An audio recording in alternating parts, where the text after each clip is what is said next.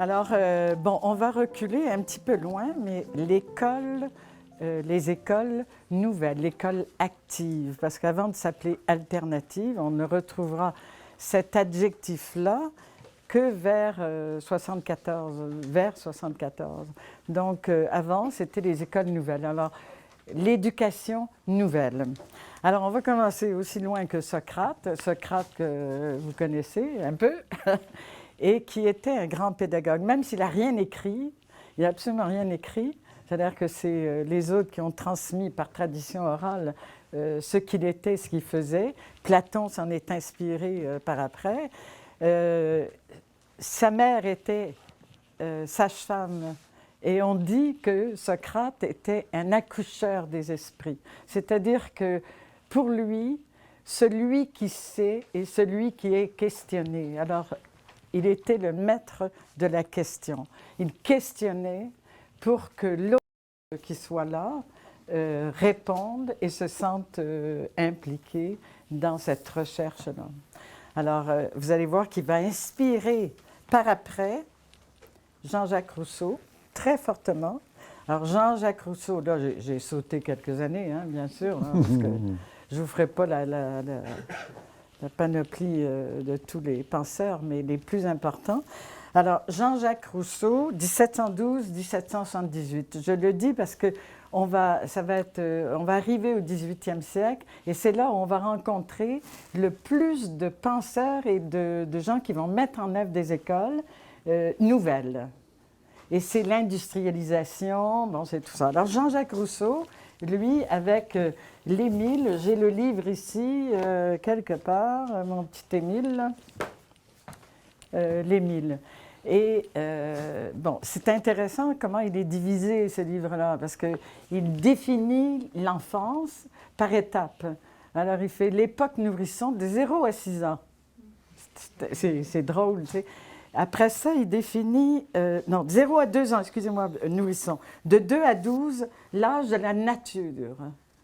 12 à 15, l'âge de la force. Et de 15 à 20, la puberté. Et après, l'âge adulte. Alors, ces chapitres dans l'Émile sont divisés comme ça. Bon, ce qu'il va, évidemment, l'être humain naît bon. Ce qui corrompt sont les autres. Les adultes, les parents, les éducateurs, et tout ça. L'enfant est animé du désir de connaître et de se développer. Toute son éducation à Rousseau, il n'a pas de parents, hein, Émile, c'est un orphelin. Hein? Et puis, c'est un précepteur qui va s'occuper de lui pour lui créer un environnement. Il va le mettre dans un environnement pour apprendre des connaissances de base, d'écriture, de tout ça. L'accent est mis sur l'environnement qui permettra à l'enfant de se développer naturellement et le rôle du précepteur consiste à organiser les conditions de son environnement. Il y a un petit passage, il faut juste, je vous le mentionne, il dit à Émile, ils ont un cerf-volant et bon, il fait beau, il y a du vent, bien évidemment, il y a du soleil et puis il y a une grande ombre de son cerf-volant. Alors il dit, comment fait-on, pourquoi cette ombre et quelle distance il y a entre... Il le questionne sur le phénomène de jeu. Alors vous voyez que c'est centré sur l'enfant, il se développe, il a des stades, ce qui n'était pas évident dans ces époques-là, hein, parce que les enfants travaillaient, étaient à la ferme, il n'y avait pas d'école. Alors, Rousseau, après Sigmund Freud, qui va évidemment bien influencer parce qu'il va ouvrir un peu l'âme et la conscience et l'inconscient de la nature humaine et il va dire l'enfance, attention, c'est important. Il se passe des choses, c'est pas juste un temps d'imitation des adultes, hein, les faire travailler, devenir des petits adultes. D'ailleurs, on habillait les enfants comme des petits adultes hein, dans ce temps-là.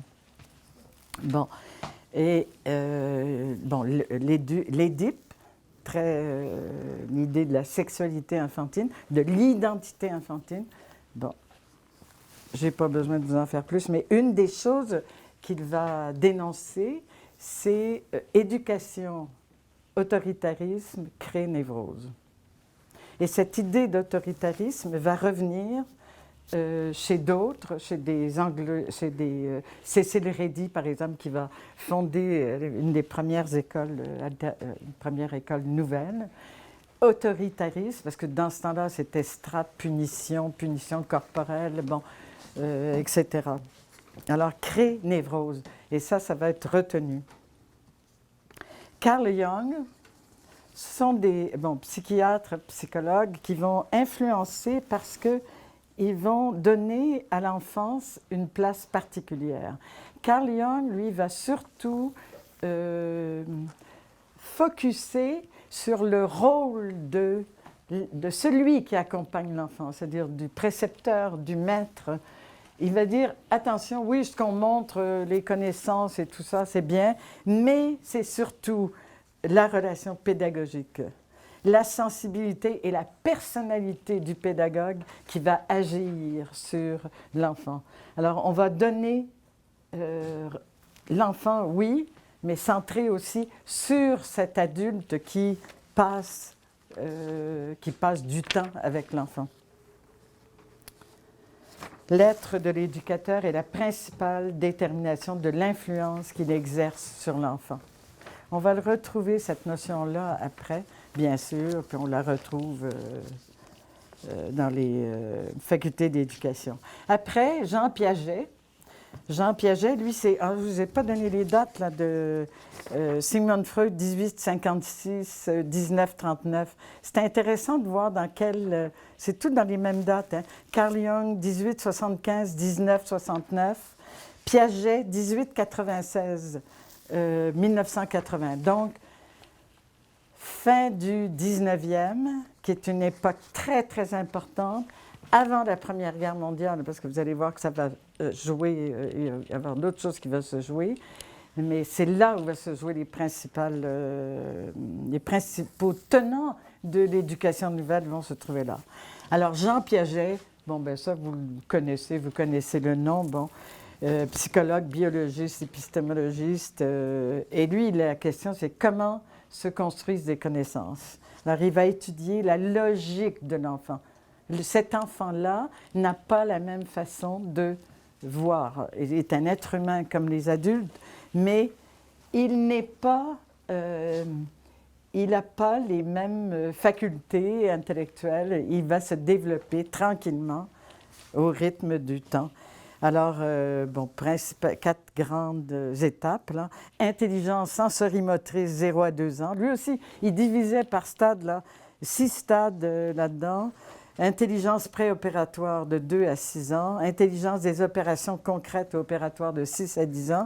Et l'intelligence des opérations formelles 10 à 16 ans.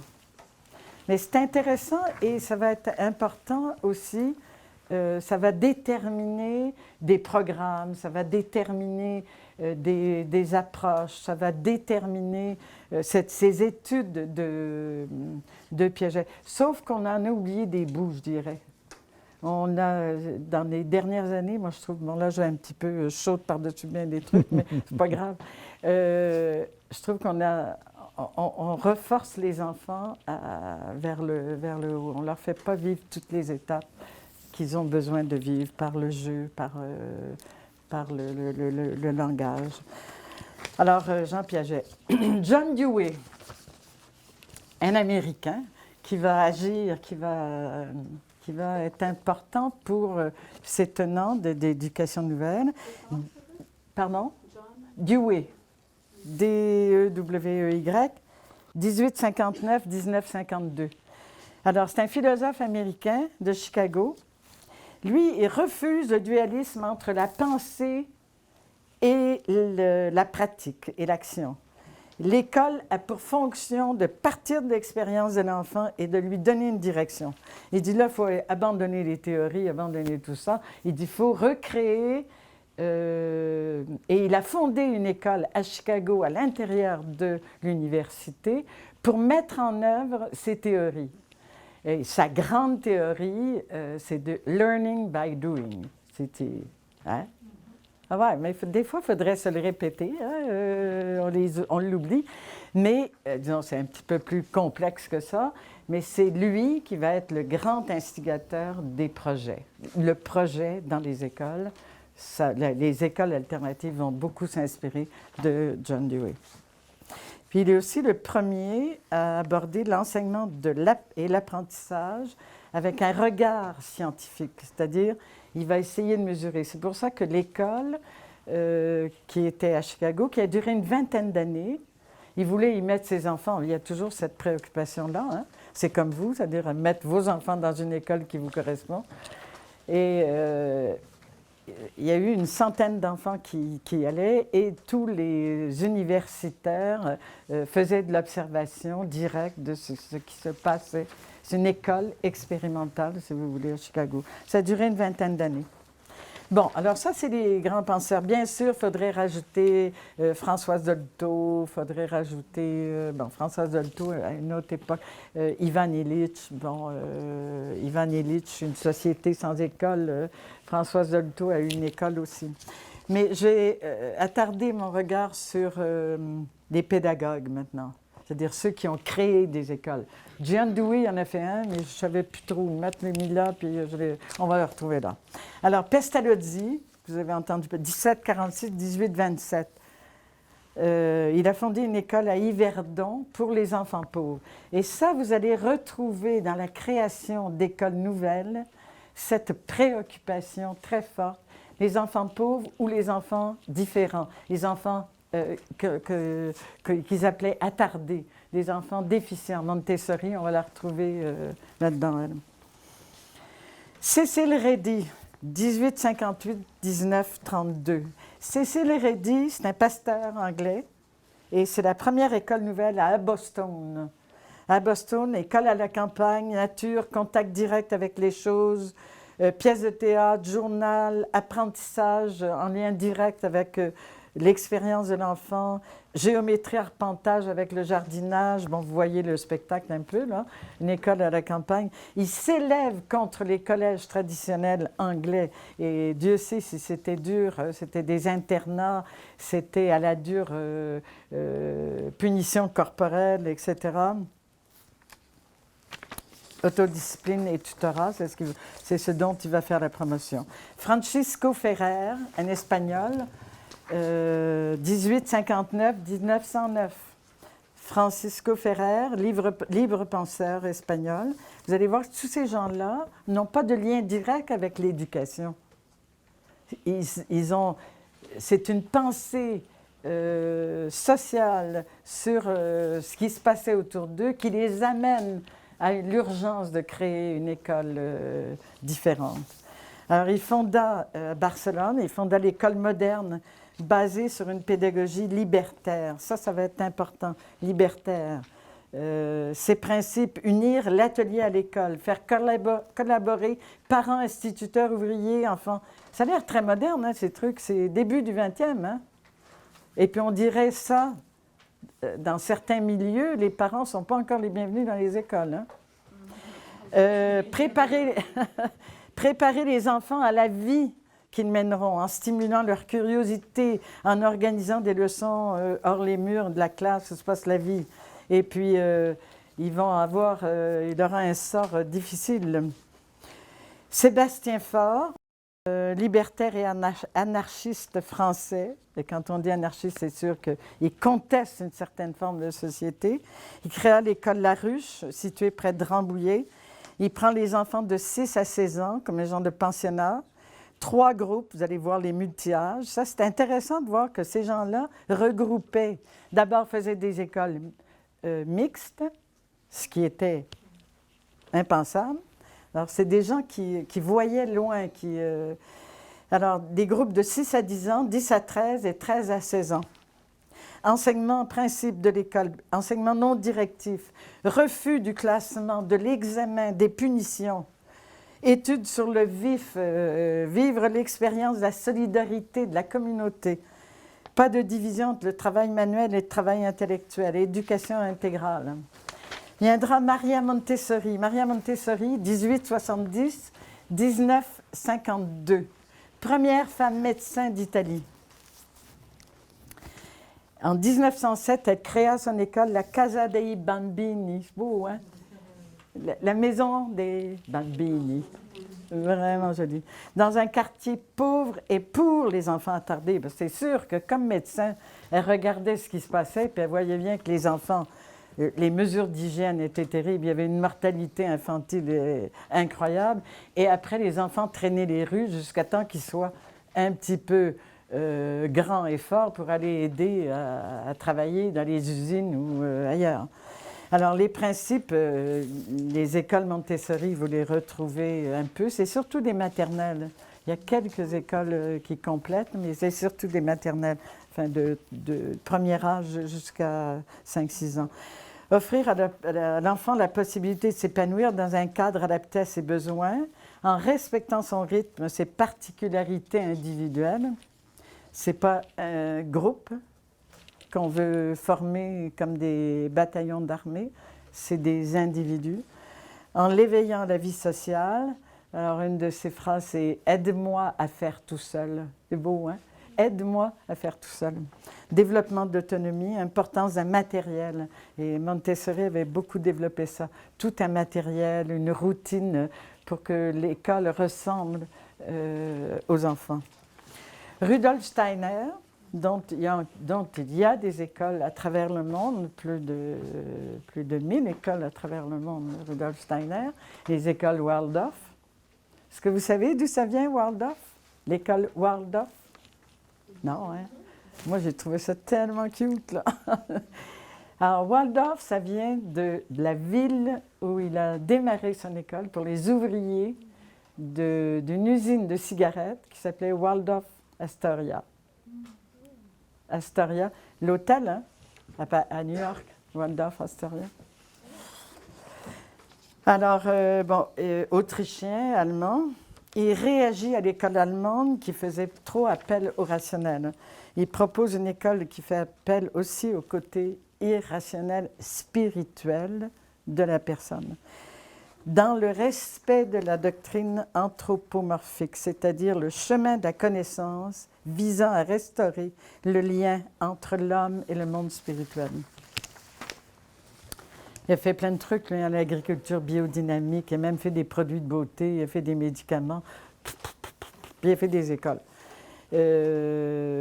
L'école 1919, l'école Waldorf à Stuttgart, pour les enfants des ouvriers.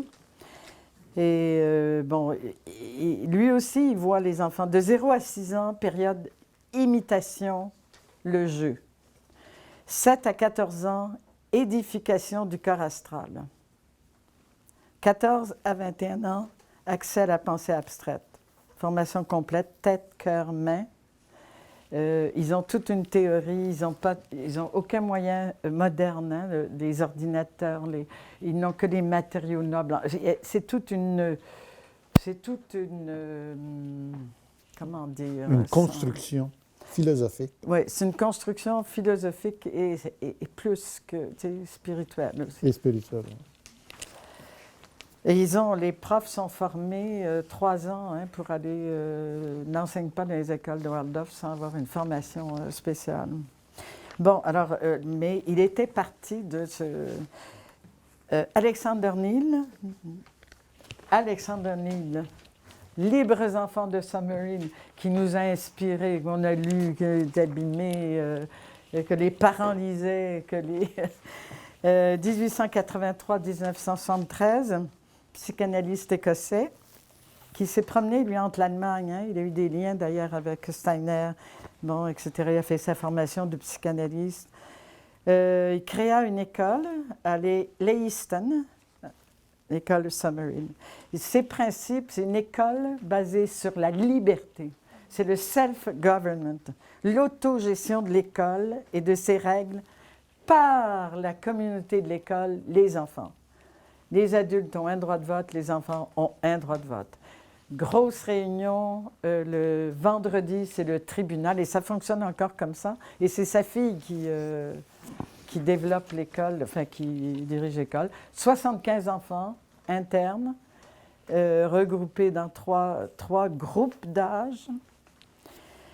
Donc le vendredi, tribunal, Ça, c'est pour passer au bat, là, ceux qui sont en dehors des lois décidées par la communauté. Et ils viennent s'accuser et tout ça. Et le samedi soir, c'est l'Assemblée générale où là est discuté les lois, les règles qui auront lieu. Et une petite anecdote en passant, je vous recommande d'aller voir Enfants de Summerlin par Google, là, vous le faites. Et il y a des vidéos. Vous les avez vues? Ils sont incroyables. Ils sont absolument incroyables. Et c'est extraordinaire de voir que quand les enfants, à un moment donné, il y en a un qui est en rassemblement, dit « Mais il y a trop de lois, on ne s'en rappelle plus, alors on ne peut pas les suivre. » Ça, c'est exactement comme dans nos sociétés bureaucratiques. Là, il y a tellement de lois. Alors, ben, qu'est-ce qu'on fait? Bon, ben demain, il n'y a plus rien. Il n'y en a plus de lois. On oublie, on repart à zéro. Et ils repartent leurs choses à zéro. Puis là, ça a été le bordel dans l'infini. C'était l'heure du coucher, c'était plein de trucs. Jusqu'aux réunions du samedi, on va garder quelques lois quand même. Bon. Mais c'est exactement ça. C'est-à-dire la liberté qu'ils ont, c'est celle-là. Donc, il n'y a pas... c'est ça, basé sur la liberté. Et ça continue. Et il a eu à se débattre avec il est allé jusqu'à la Cour suprême d'Angleterre. Enfin, ils ont essayé de l'accrocher de toutes sortes de façons. Mais ça c'est l'histoire de toutes ces écoles, même de nos écoles ici. Et maintenant, on va arriver à Célestin Freinet et Élise Freinet. C'est pas juste Célestin, mais c'est Élise aussi. Puis on oublie souvent de la nommer, mais elle a écrit autant des livres avec lui. Alors, Célestin Freinet, pédagogue français, il croit évidemment à l'enfant, il veut une école tournée vers l'enfant dans un environnement qui sera propice à son développement. Et il articule sa pédagogie, il l'instrumente autour de quelques... Je vais vous passer ici les principales règles. Ben, ça, on les passera peut-être tout à l'heure, là. Mais Freinet a fait développer des techniques comme l'enquête, que l'enfant apprenne par le moyen de l'enquête. Il s'en va et il va aller voir les gens du village pour voir qu'est-ce que c'est qu'un maréchal ferrant, qu'est-ce que c'est un boulanger. Bon, il va revenir dans la classe et il va l'écrire. Le texte libre. Texte libre, c'est vraiment, ça a été de tous ces gens-là, mais lui, il l'a vraiment mis de l'avant et il va partir du texte libre pour travailler suivant l'entente des enfants. Les enfants, ça va te rappeler des souvenirs, Isabelle, hein? Parce qu'Isabelle était de la première école et c'était comme ça qu'il fonctionnait. Hein? Exactement. Alors, les enfants écrivaient des histoires libres, pas de sujet, et ils déterminaient un texte qu'ils voulaient travailler. Et puis ce texte-là était travaillé durant la semaine au point de vue stylistique, d'un commun accord avec l'enfant, bien sûr, et au point de vue grammatical. Les leçons de grammaire se faisaient à partir de ce texte-là. Le plan de travail, ça aussi, il initiait le plan de travail. Chez Freinet, c'est important. Les fiches de travail, les profs ont créé des fiches de travail avec autocorrection. L'imprimerie, lui, il a amené l'imprimerie. L'imprimerie, faire le journal soi-même. C'est-à-dire que l'enfant qui apprend à lire et qui apprend à écrire va prendre ses, je ne sais pas comment ça s'appelle, ces trucs-là, le A, le B, le C, ses caractères, merci, je cherchais le mot, et va former son journal. Le journal, lui, va sortir de l'école aussi. Il va être donné dans les familles, il va être diffusé. Alors, école ouverte, correspondance scolaire. À cette époque-là, on ne parlait pas de courriel. Là. Maintenant, là, on est tous en lien partout jusqu'en Asie. Là. Mais à cette époque-là, les enfants développaient des correspondances scolaires, la première école qu'il a fait. Tu avais ça aussi dans ton temps, probablement, toi, la correspondance scolaire. Alors, les enfants écrivaient. Donc, l'écriture avait un sens, pas pour faire plaisir aux profs, mais l'écriture avait un sens parce que je communiquais avec quelqu'un, parce que j'allais écrire quelque chose que j'avais vu, que j'avais appris dans le journal. Alors, voilà, ça c'est le conseil de classe, bien sûr, qui va se transformer en conseil de coopération après. Je ne sais pas comment ça se fait que c'est allé là, mais en tous les cas, ça s'appelait le conseil de classe. Et c'était très simple, hein, son agenda. C'était je félicite, je critique, je souhaite, et puis il m'en manque un. Pardon? Je propose. Je propose, c'est ça. Alors, c'était ça, et les enfants marquaient leur nom, et c'était l'agenda du conseil de classe, et c'était la gestion de la classe par le groupe d'enfants. Alors, je critique mon prof parce qu'il a levé la voix ben trop, ou je ne sais pas quoi. C'était discuté autant que le petit qui a donné un coup de poing, je ne sais pas quoi, et puis les fiches de mathématiques sont trop dures. Il faudrait les... Bon. Alors voilà, ça c'était pour ça. Maintenant, je ne peux pas vous passer sous silence tous ces gens-là, hein, dont je vous ai parlé. Maria Montessori, Steiner, Freinet, j'en ai oublié, Claparède, etc. Là. Il y a un monsieur qui ressemble à, j'aime le comparer à Pierre Chénier, parce que Pierre Chénier essaie de mettre ensemble les gens de ces milieux-là. Donc, Adolphe Ferrière, un Suisse, il a dit, il faut, ça bouillonnait de partout, les gens pensaient éducation, les écoles, l'éducation nouvelle, etc. Il faut que ça soit autrement. Il faut se réunir, il faut qu'on se parle. Les gens d'Espagne, les gens d'Allemagne, les gens d'Angleterre, d'Écosse, de France, du Portugal. Alors, une fois par 2 ans, ils se réunissaient autour de la Ligue internationale d'éducation nouvelle. Et ils se donnaient des thèmes, comme l'éducation et la liberté, le travail de groupe et les individus. Puis là, il paraît que ça se chicanait, ça s'engueulait. Non, moi j'ai fait ceci. C'était 15 jours hein, de mise en commun, de discussion, de tout ça. Alors l'éducation nouvelle, ça a repris, ça a tenu jusqu'à la Première Guerre mondiale, tous les 2 ans. Et ça a repris dans les années 95-96 par Le Lien, L-I-E-N, vous pouvez trouver ça. Et on sent en France, d'après ce que je peux voir, là, il y a quelque chose qui ressurgit aussi de vouloir regrouper les gens qui veulent créer des écoles nouvelles. Ouais. C'est encore actuel aujourd'hui. Oui, Le Lien, oui, Lien. Mais vous allez sur Internet, vous allez trouver ça, là, la Ligue internationale d'éducation nouvelle. Avais-tu d'autres choses à ajouter? Bien, moi, je voulais souligner que cette histoire-là comporte aussi ces moments un peu dramatiques. C'est qu'il y en a 2 qui ont laissé leur vie là-dedans. Socrate, vous le savez, avec la ciguë, au lieu de le faire démissionner, on l'a fait tuer, on l'a fait se suicider. Et l'autre, c'est Francisco Ferrer. Francisco Ferrer, dont le nom a été mentionné, il a été dénoncé par l'évêque de Barcelone pour avoir créé une école sans Dieu, puis une école qui vraiment était contre toutes les règles de l'Église catholique. Et il a été fusillé.